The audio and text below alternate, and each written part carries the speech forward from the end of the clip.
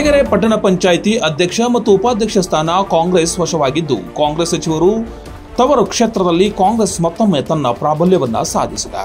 ಪಟ್ಟಣ ಪಂಚಾಯಿತಿಯ 2ನೇ ಅವಧಿಗೆ ಸೋಮವಾರ ನಡೆದ ಚುನಾವಣೆಯಲ್ಲಿ ಜೆಡಿಎಸ್ ತೊರೆದು ಕಾಂಗ್ರೆಸ್ ಸೇರಿದ ಅನಿತಾ ಅಧ್ಯಕ್ಷ ಸ್ಥಾನಕ್ಕೆ ಮತ್ತು ಕಾಂಗ್ರೆಸ್ನ ಉಸ್ಮಾ ಫಾರಿಯಾ ಉಪಾಧ್ಯಕ್ಷ ಸ್ಥಾನಕ್ಕೆ ನಾಮಪತ್ರ ಸಲ್ಲಿಸಿದ್ದರಿಂದ ಅವಿರೋಧ ಆಯ್ಕೆ ನಡೆಯಿತು. ಕೊರಟಗೆರೆ ಪಟ್ಟಣ ಪಂಚಾಯಿತಿಯಲ್ಲಿ ಒಟ್ಟು 15 ಸ್ಥಾನಗಳಿದ್ದು 14 ಸದಸ್ಯರನ್ನೊಳಗೊಂಡಿದೆ.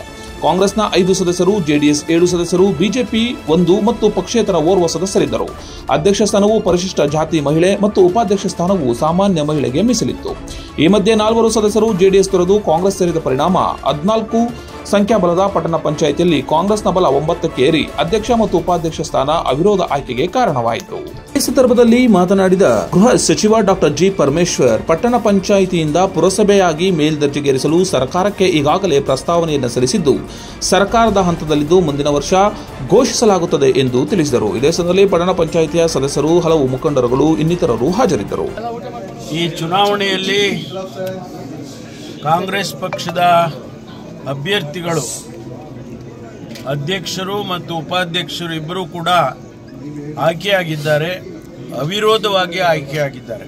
ಮೊದಲನೇದಾಗಿ ನಾನು ಅವರಿಗೆ ಅಭಿನಂದನೆಯನ್ನು ಸಲ್ಲಿಸ್ತೇನೆ.